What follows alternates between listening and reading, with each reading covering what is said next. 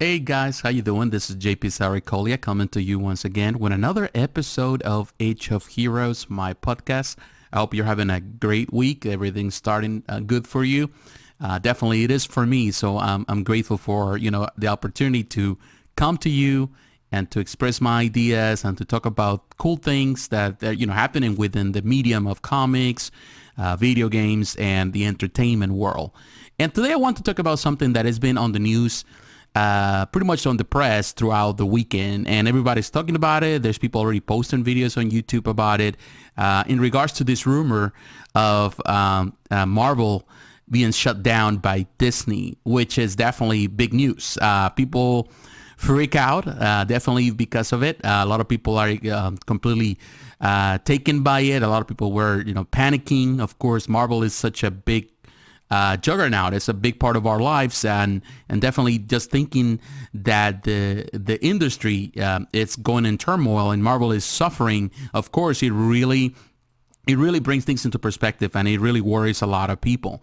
But I want to go in detail because, of course, the rumor or the case for the rumor was started by some sites that really expanded. And of course, right now, in this time that we're living, it's all about the news. It's all about clickbait, particularly in social media. As soon as something comes up, somebody maybe turns it around and changes the facts, and definitely becomes a bigger rumor. And then it goes in some other hands, and it becomes another bigger rumor. So by the time the message is presented to the public, in this case us, there's a lot of different voices and a lot of different opinions that have been injected into the initial news. And of course, it blows out of proportion, and it becomes a chaos. It's chaotic just to try to solve the matter. You have to pretty much untie everything and try to start from the beginning. So I want to start from the beginning. I want to start to what started it all, and that way we know exactly what's happening, and that way you can get up to speed. Perhaps you on the weekends you tone out from the world and from social media, which is actually is good. So I want to clarify things so you don't get into the confusion that is happening now. Now, there was an excerpt in news by Bleeding Cool, which is definitely they have a section for comics, and they talk about comics. And definitely the person that actually started this the name is Jude Terror. He's a writer for this site, for Bleeding Cool. So he posted on March 1st a title. I'm going to post all of this if you're watching this on YouTube. Joe Quesada and CB Sobalski fight for the survival of comics at CXCW, which is the conference in Austin, Texas. Now, that was the title of his, pretty much of his excerpt of his piece of work, and he talks about it. And it's a bit, if you kind of know Jude or you have read some of the stuff he has done in the past, and if you know Bleeding Cool, like many other sites, there's always a little bit of a clickbait into it, even on the titles. Nowadays is something that you're gonna see. Pretty much every writer does that, particularly online writers. Every piece of news, it's always this clickbait title that brings you in. So, of course, he talks about it. And if you read this whole excerpt, and I'm going to have the link for those that would like to read it, so that way you go to the beginning and you don't hear the rumors by someone else. So he talks about the state of the comics. Now, I have talked about this before in my channel, and I have talked about this here in the podcast. The struggle that Marvel is going through, and comics in general. And of course, in this piece, he's talking about it. Of course, he's using the panel Southwest as a reference at the festival to really make a point in regards to what needs to be done in order for comics. Now, as you know, comics are struggling. Yes, the Marvel universe, it's gaining momentum. It's making millions and millions of dollars. That's the reason Disney bought the franchise in the first place, because of movies, video games, all sorts of entertainment. The franchise is powerful as ever. These characters are richer than ever. However, on the side of the comic books, sales are not going up. They're just declining. And more comic book shops are closing by the day. Every week there's a new comic book shop closing in the country. So there is a crisis. in comics. There is a crisis, and you can go through the details to use some references about people that have, talk about this in different subjects in different panels in other conventions and conferences. It is time for Marvel to really change the pace. And I want to go back into this because we cannot confuse one thing, because sometimes I feel, and of course after he said this news, it created rumors, and rumors were spread out, and he had to reply back. A few days later, he replied within the weekend, he replied back talking about what he meant by this excerpt, that it was not intended to say, oh yes, this is the truth, it's going to shut down. He just making a point in regards to the struggles of the industry and what Marvel needs to do in order to address these problems and move forward. The problem in the industry is this right now. And sometimes we confuse that, and a lot of people confuse one with the other. It is not about the characters, because as you know, comics, the superhero stories, the superhero genre in movies is just making money like crazy. However, the industry, the printing industry is struggling financially because they're not selling enough. They're not making enough. Now, if you are a businessman, and I'm sure that some of you are, and you work for a business, you know that the secret of any business, or the purpose of any business, is to be sustainable with what you sell. Once you start going in a different route, your business start losing track. Let's say, for example, if you sell hamburgers and you call your place a hamburger joint, and then you start selling pizza, then you're going to have a problem. You're going to lose your people buying the hamburgers because, first of all, they don't come to you for pizza. They come for you for hamburgers.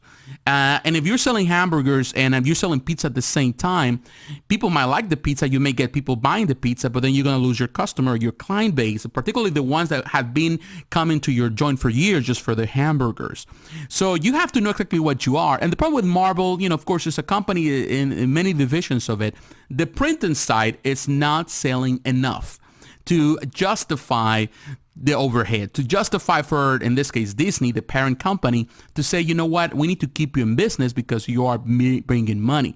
If you're not bringing enough money to a company, then like any other, company, particularly these big companies or corporations that are owned by multiple people, what they do, they just cut it's not bringing money. Just cut it and expand it in a different way. So the problem we have is that the industry hasn't adapted, or Marvel or any other publisher is not adapting fast enough to the fast pace of this time.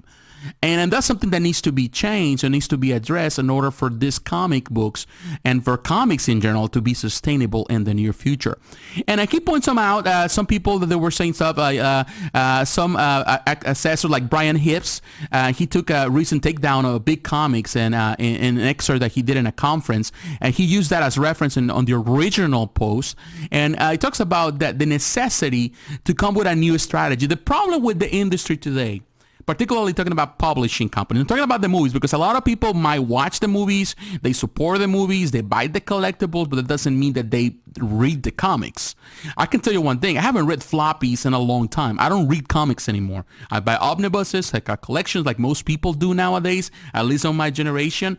The number of people that still buy floppies have just diminished time and time again. It continues to diminish to a point that is really scary for the publishing company. What's the point of selling something that is not selling? You're not making enough money. So what you need to do is just cut, companies, what they do, they just cut what is not profitable enough, and they invest that energy or that money into something that makes profit. That's just bottom line. That's just business 101. So he talks about it. The problem is that the industry, Marvel Comics and any other of these publishers, what they're doing, and the biggest problem they have is they're attacking the problem the wrong way. What they're trying to do is trying to keep the same readers, the people that are have been reading for years, to keep them entertained and trying to selling more and more and more. Of course, the prices have gone up. There's so much you can do. There is so many floppies you can buy a week. It's like they want to keep buying more and more. So they want for you to spend more money. And the problem is it's becoming very costly for a lot of these people to continue to maintain this hobby of, reading comics when there's so much competition within the same company. they're trying to publish this stuff, and for you to keep buying this stuff. There's how much you can get out of someone. If somebody only has a budget of $20, that's all they can pay, you can ask them to spend $30, by adding more comic books for you to buy. That's the approach Marvel has. That's the approach Disney, DC, and any other publisher have. They try to keep the same buyers buying more or putting more money into it. And that's very undoable. The problem is with Marvel and the other publishers is that they are not looking for ways to attract new readers. This is the secret. That's what he's talking about in excerpt. If you go back, of course, many people have gone, Screen Rant, Comic Book CBR, all of them, they went into the dismantling, trying to dismantle the rumor. They said that there was a rumor and there was a lie, that's not the problem. That the Marvel, it's okay. Even Joe Quesada went into Twitter saying that that's the rumor of the week, that, things like that. He's trying to make fun about it, joke about it, and all of that. But they dismiss the central point of this excerpt. The central point. There's no denying. Nobody's buying floppies anymore. If there's people buying, when you look at numbers wise, some within the list of 100, the top 100 comics, some of them don't even sell more than like 20,000 copies, which is nothing. And when you're talking about the number of copies, it's the copies that it's sold to the retailers, not necessarily to people. Doesn't mean that 20 people bought the comics. It's just it were sold, 20 copies were sold to different retailers. Many of them, they're gonna end up in the dollar bin, and they're gonna end up just pretty much unsellable. So companies, in this case, even comic book shops, are struggling just to maintain the business because they have these deals where they have to buy a certain amount of copies. So when we look at all of these things, there is a struggle. There is real struggle, financial struggle within the publishing company. What Marvel needs to do within the publishing industry. Now, what Marvel needs to do, that's something that definitely, at this excerpt, this piece of writing by this writer, by Jude Terror, is to really excite, to really makes us think what needs to be done. There are things that need to be done. We need to, in this case, the industry needs to attract new readers into the fold. How are you going to do that? That's something that, there are a couple of things you can do. First of all, the problem is the lack of adaptability of the industry and the publishers to the new world. Everything you see is the same stories repeated. It's rinse and repeat. The same stories time and time again. The same Wolverine stories, the same Spider-Man stories, the same Captain American stories, Avengers stories, X-Men stories. It's always the same thing. It's a constant repeat of the same thing. You dismantle the universe and you redo it again and you start over again. And you do that for like a year, 2 years, then dismantle it again, you do it again. This is the problem. The problem is that you're constantly dismantling because you think people are going to be attracted, but people are less attracted to something that has no stability. The problem is that they're not looking for ways to create new genres, not only superhero genres, but other genres. If we go back to the history of Marvel Comics, or even comics in general, in the 30s, the comics that of the time were 20s and 30s, the comics that were during that time were the Western comics. It was very popular. They were extremely popular before superhero comics.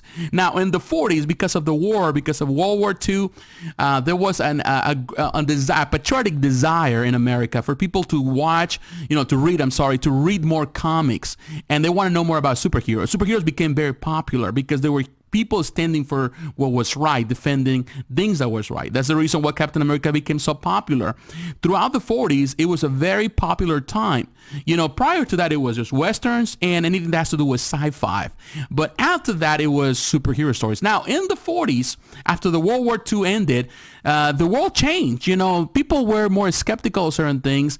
There was more like idealistic ideas because people went to war. They suffered the scars of the war. So they want something more realistic in a world that was changing, fastly changing. So companies were struggling, like Marvel Comics, Timely Comics, all of them that went into Marvel Comics, they were struggling and finding ways to really stay afloat because they were not selling copies anymore. So what they did, they adapted to the situation. That's when the horror comics started. That's when romance comics started. That's when there was they were adapting to new things. Even comics based on TV shows were created. So there were a lot of things that happening within that time that were trying to adapt. It was not until the Silver Age of comics, because that was between the Golden Age and the Silver Age, that there was a time where the comics were looking for ways to stay afloat by selling stories to people that wanted them. And that's when the horror stories, the horror comics started, and they expanded all the way till the 70s. But in the Silver Age of comics, that's again, we're going back into the Vietnam War.